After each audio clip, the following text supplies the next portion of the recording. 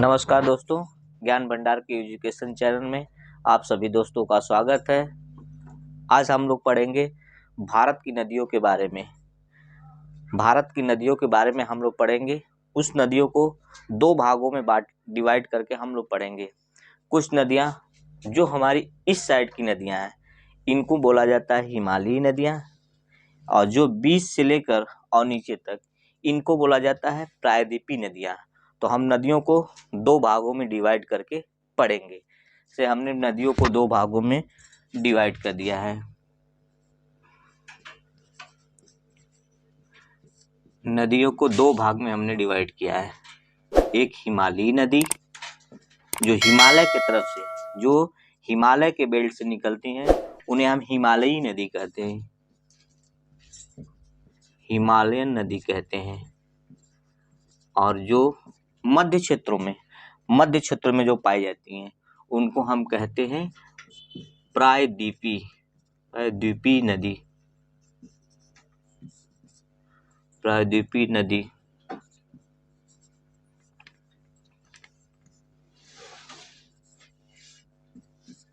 नदी। हम इनको दो भागों में डिवाइड करते हैं, प्रायद्वीपीय नदी। अब हम हिमालयी नदियों के बारे में जानते हैं। हिमालयी नदियों में से सबसे पहले हम ऊपर से चलते हैं, जम्मू कश्मीर की तरफ से। जब हम जम्मू कश्मीर में जाते हैं तो सबसे पहले हम देखते हैं कि सिंधु जो नदी है, ये मानसरोवर की एक झील है। मानसरोवर की झील से इसका उद्गम हुआ है। कहाँ से? मानसरोवर की झील से इसका उद्गम हुआ है। मानसरोवर का झील है। उस झील के जगह पर एक छोटा सा स्थान है जिसे हम चेमायुंगडुंग के नाम से जानते हैं। किसके नाम से? चेमायुंगडुंग के नाम से जानते हैं।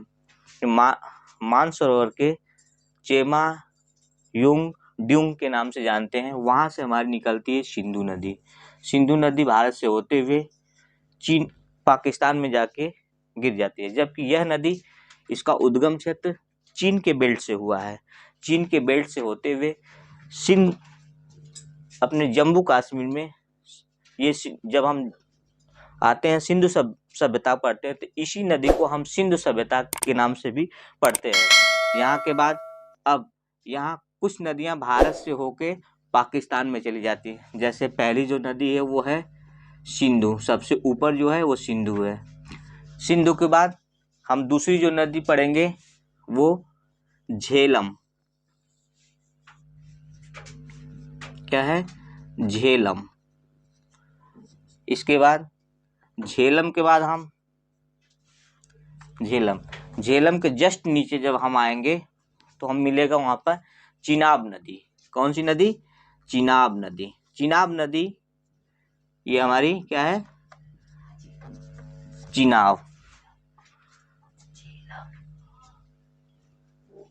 झेलम चिनाब। इसके जस्ट नीचे जब हम आते हैं तो हमें मिलती है रावी नदी। कौन सी नदी? रावी नदी।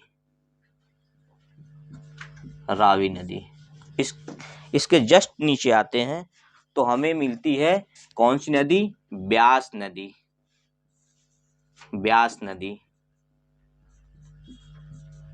और ब्यास नदी जस्ट उसके नीचे आते हैं तो मिलती है सतलज। जबकि सतलज भी हमारे चीन के क्षेत्र से बहने वाली नदी है। हम इसको चिनाब, ये 6 नदियां, टोटल 6 नदियां आपकी मिलती हैं। ये जो नीचे वाली है वो सतलज है। इसको कुछ लोग सतलुज के भी नाम से जानते हैं। अब ये हमारी ऊपर हो गई झेलम, ऊपर हो गई सिंधु, उसके बाद झेलम, चिनाब, रावी, ब्यास, सतलज। ये पांचों नदियां पहले से ही विवादित रही हैं। विवादित रहने का ये मतलब है कि इन नदियों पर जो चीन का पानी आता था वो भारत से होकर पाकिस्तान में चला जाता था। इसका ये था रीजन कि जब चीन से पानी आता था जब ये भारत में होते हुए पाकिस्तान की तरफ जाता था तो बार बार उस पे बांध के द्वारा पानी को रोक लिया जाता था, जिसके वजह से पाकिस्तान को भी कभी कभी दिक्कत होती थी।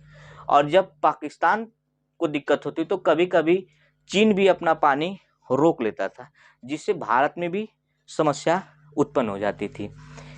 उस समय जिस समय हमारे तत्कालीन प्रधानमंत्री पंडित जवाहरलाल नेहरू 1960 में यानी 1960 ईस्वी में एक समझौता होता है।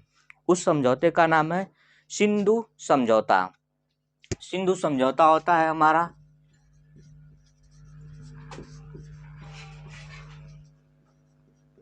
सिंधु समझौता 1960 में होता है। कब होता है? 1960 में सिंधु समझौता होता है। उस समय जो भारत के प्रधानमंत्री थे और पाकिस्तान के भी प्रधानमंत्री ने, इन्होंने दोनों इस विवाद को निपटाना चाहता था, इसलिए एक समझौता किया। उस समझौता का जो नाम हुआ सिंधु समझौता। तो जो समझौता रहे वो भारत के तरफ से पंडित जवाहरलाल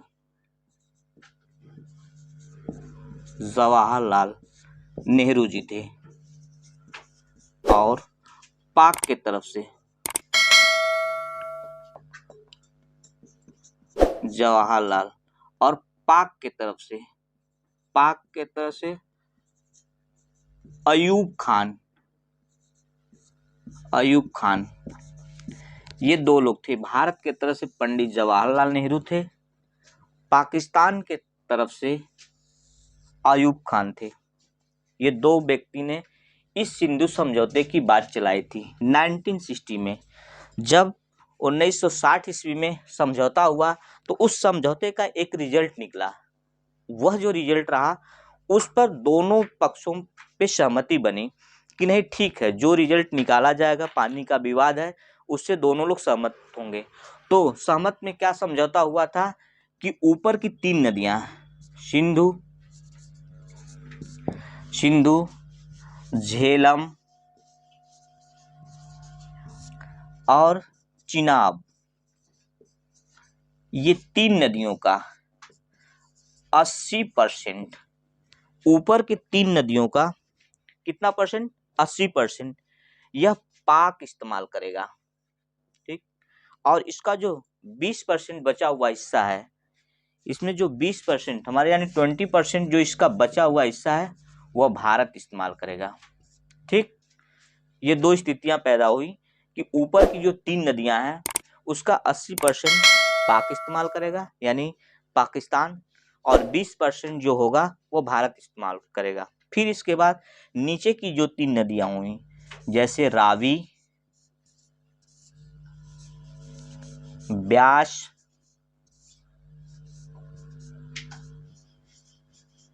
सतलज, ये 3 नदियों का ये जो 3 नदियां हैं इसका 80% जो पानी होगा वह भारत इस्तेमाल करेगा। कौन करेगा? भारत इस्तेमाल करेगा। और इसका जो 20% पानी है यानी 20% जो जल है वह पाक इस्तेमाल करेगा। जो सिंधु समझौते की बात हुई थी बस इसी पर बात हुई थी कि जो हमारा 80% पानी होगा पहले 3 नदियों का, यानी ऊपर से 3 नदियों को ले लिया जाए तो सिंधु, झेलम और चिनाब, ये 3 नदियां रहीं, उसमें से 80% पाक इस्तेमाल करेगा और 20% भारत इस्तेमाल करेगा। फिर इसके बाद नीचे की 3 नदियां रहीं यानी चिनाब से जो रावी, ब्यास और सतलज, इसका जो 80% है वह भारत इस्तेमाल करेगा और 20% जो पानी रहा वो आपका पाक इस्तेमाल करेगा। ये समझौता रहा जवाहरलाल और अयूब खान के बीच। अब हम इस स्थिति को मिटाते हैं, फिर चलते हैं भारत की और नदियों के साथ कि कौन सी नदी कहाँ से उद्गम हुआ है।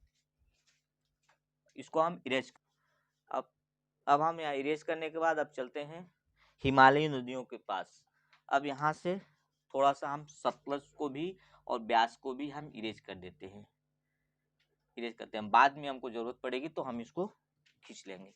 यहाँ हमारा उत्तराखंड के थोड़ा सा ऊपर जब हम जाते हैं तो वहां से हमारी नदी निकलती है गंगा, इसको गौमुख, गोमुख, गोमुख का एक जगह है, पहाड़ी इलाका है, वहां से हमारी नदी निकलती है गंगा।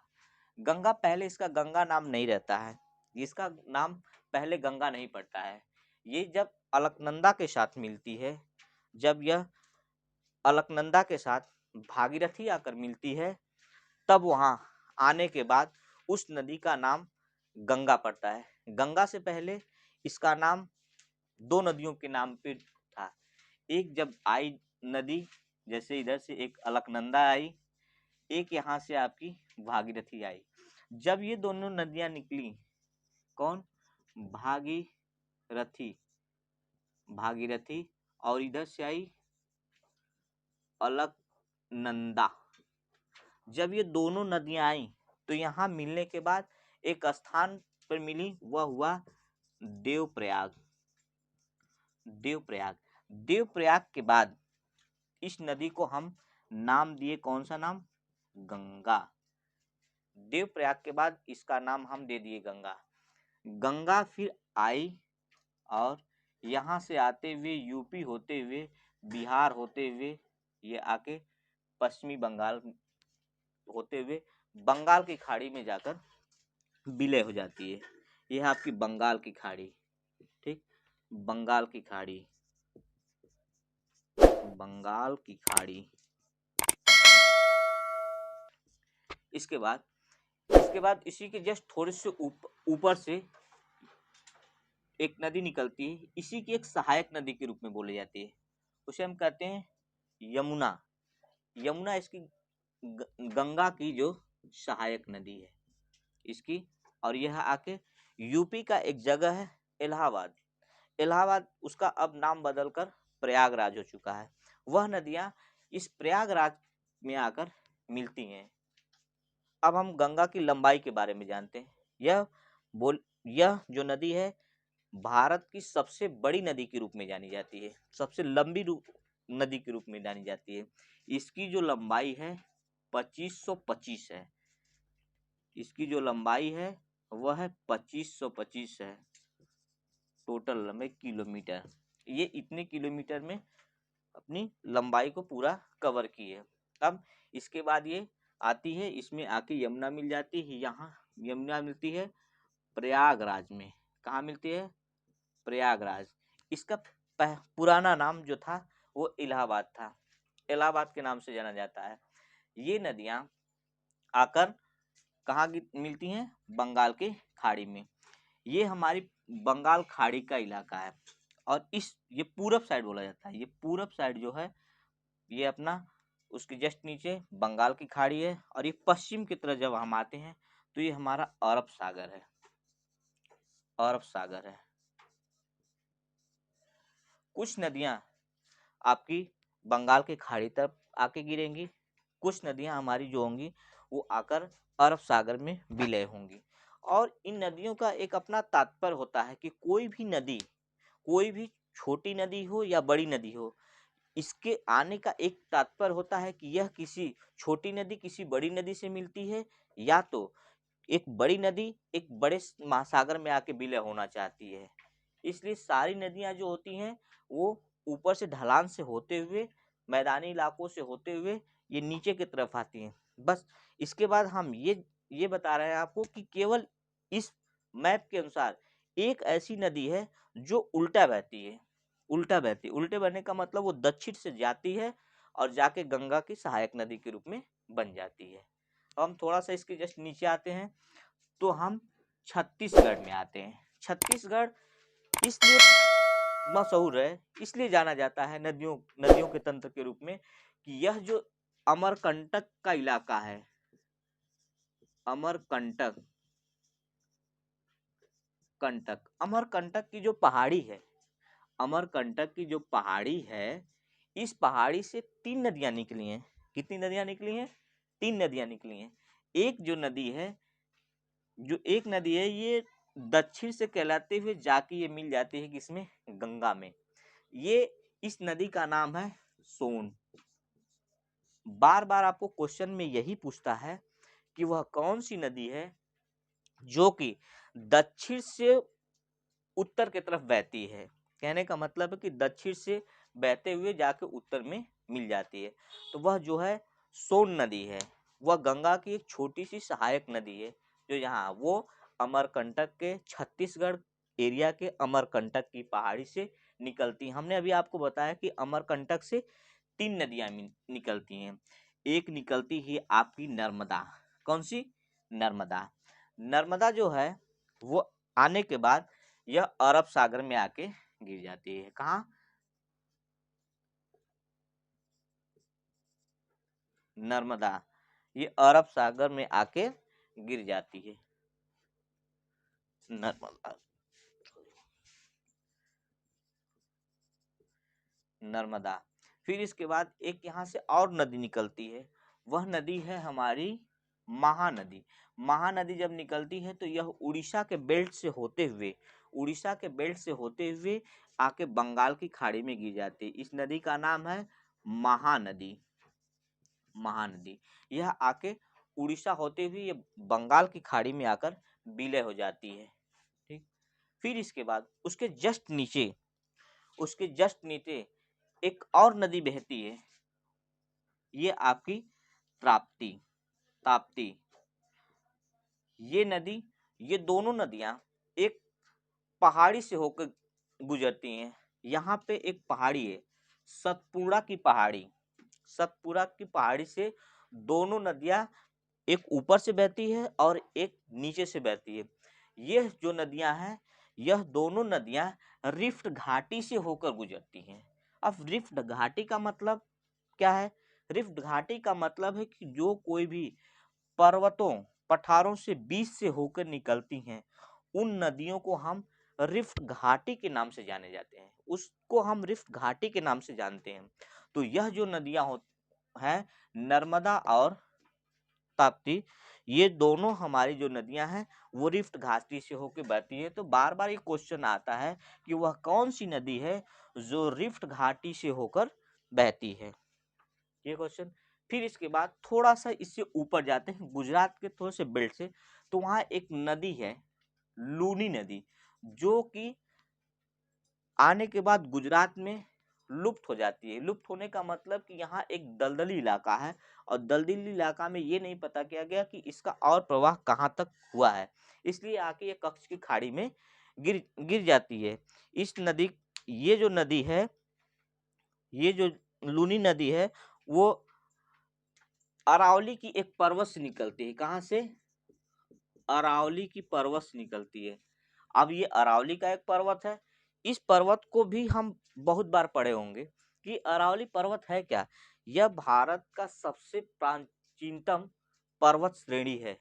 यह भारत की प्राचीनतम, इसलिए इसे प्राचीनतम बोला जाता है, सबसे पुराना। ये जो अरावली है, ये प्राचीनतम आपका वो है, पर्वत है। यहाँ से हमारी लूनी नदी निकलती है। कौन सी? लूनी नदी। ये हुआ। फिर हम जस्ट इसके नीचे आते हैं, नर्मदा को बताया आपको, ताप्ती को बताया। अब हम यहाँ से चलते हैं कर्नाटक में। कर्नाटक के हिस्से से एक नदी निकलती है, कर्नाटक, वो निकलती है गोदावरी। गोदावरी यहाँ से होते हुए और यह और बंगाल की खाड़ी में जाके गिर जाती है। इसके बाद एक यहाँ से फिर केरल से थोड़ा सा ऊपर से एक निकलती है कावेरी। कावेरी, यह कावेरी जो होती है, यह आपकी जाके बंगाल की खाड़ी में गिर जाती है। कर्नाटक से कौन सी निकलती है? गोदावरी। गोदावरी और उससे जस्ट नीचे कावेरी। अब हम गोदावरी के बारे में कुछ थोड़ा सा चीज पढ़ते हैं कि गोदावरी क्यों बार बार गोदावरी का नाम आता है। क्योंकि गोदावरी को हम इसलिए बार बार जानते हैं गोदावरी को, क्योंकि ये 2-3 तरह से क्वेश्चन आपको पूछे जाते हैं, हमेशा बार बार ये क्वेश्चन पूछे जाते हैं। ये दक्षिण भारत की बूढ़ी गंगा के रूप में भी जानी जाती है। गोदावरी है वह दक्षिण भारत, यानी दक्षिण भारत कहने का मतलब कि ये पूरा जो हिस्सा है, यहाँ से लेकर ये पूरा दक्षिण भारत के अंतर्गत आता है। ये इसलिए इसको हम दक्षिण भारत की गंगा के नाम से भी जानते हैं, तथा यह पुरानी नदियों होने के वजह से इसे हम बूढ़ी गंगा के भी नाम से जानते हैं। इसके बाद इस पर कुछ आपको ये भी बता दें कि इनकी जो खासियत, जैसे आपको कावेरी नदी है, कावेरी नदी को यह बताया जाता है कि यह हमेशा विवाद में रहा है। जैसे हमारा आपका रहा सिंधु, झेलम, चिनाब, रावी, ब्यास, सतलज, उसी प्रकार से हमारा कावेरी जो नदी रही ये भी विवादित रही। ये बार बार क्वेश्चन पूछता है कि कावेरी नदी का विवाद किन दो राज्यों के बीच हमेशा होता रहता है। कावेरी नदी का जो विवाद है वो किन दो राज्यों से होता रहता है। ये दोनों विवाद होते होते हैं कर्नाटक और तमिलनाडु, क्योंकि ये जो होता है कुछ हिस्सा ये कर्नाटक से जबकि केरल से निकलती हुई कर्नाटक में जाती है, कर्नाटक के बाद यह तमिलनाडु में चली जाती है। तो इनका जो विवाद है वो कर्नाटक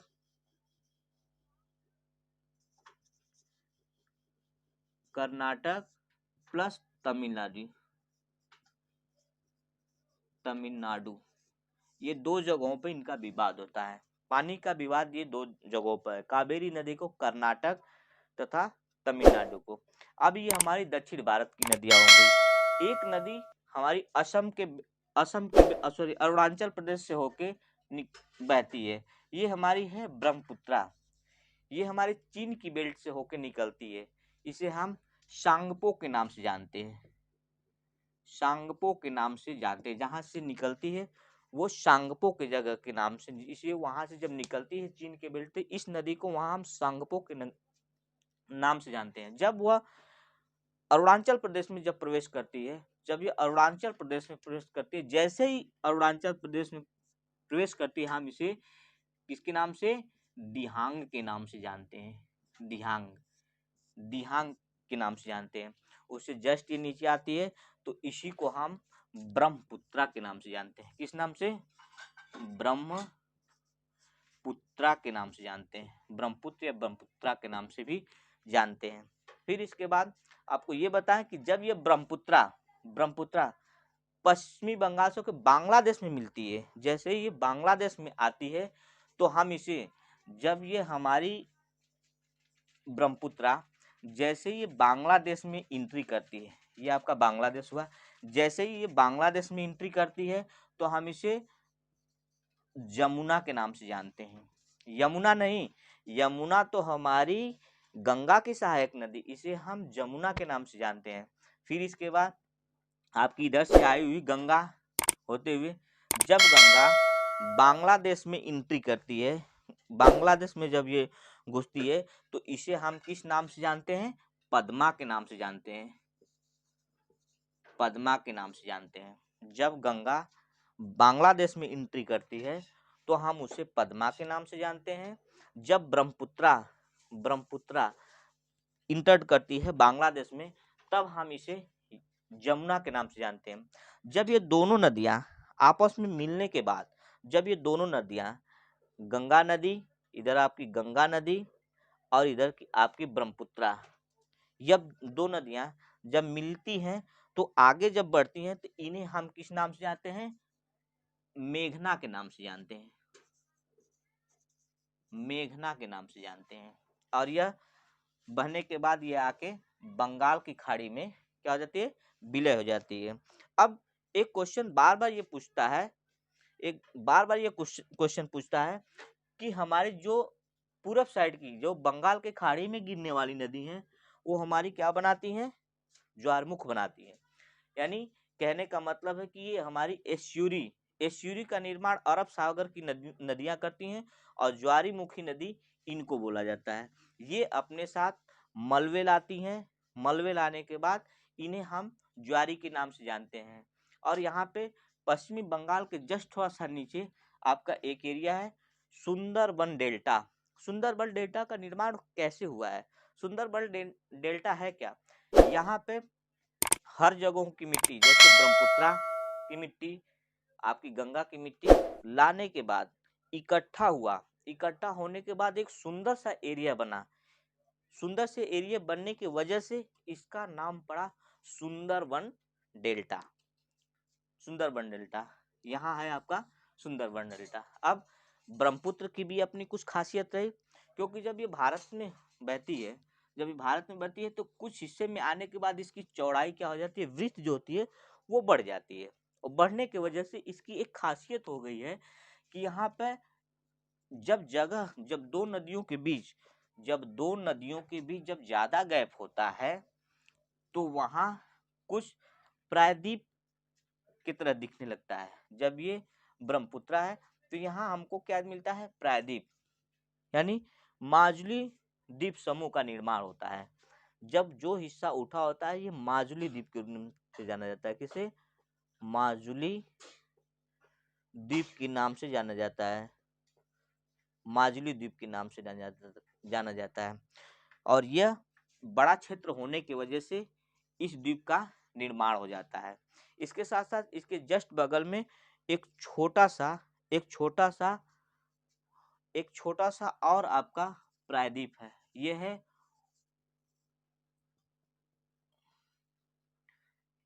उमानंद। कर दो एक मिनट। माजुली द्वीप। इसके बाद एक छोटा सा द्वीप है उमानंद द्वीप।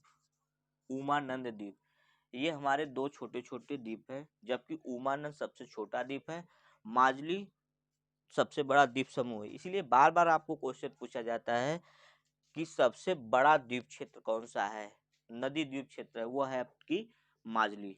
अब हम ब्रह्मपुत्र की लंबाई और सिंधु नदी की लंबाई जो बताते हैं। सिंधु नदी की लंबाई है 2880, लेकिन नियर अबाउट 616 किलोमीटर के आसपास में ही केवल ये भारत में बहती है। बाकी जो इसकी लंबाई है, यानी पूरी जो लंबाई है, वह आपकी पाकिस्तान में हो मतलब चली जाती है, कही जाती है कि ये पाकिस्तान में है।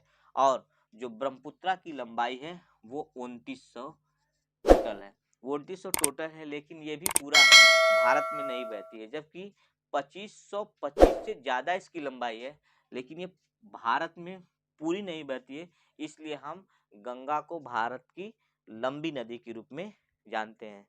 अगर ये वीडियो अच्छी लगे तो लाइक, शेयर, कमेंट तथा सब्सक्राइब करना ना भूलें। धन्यवाद।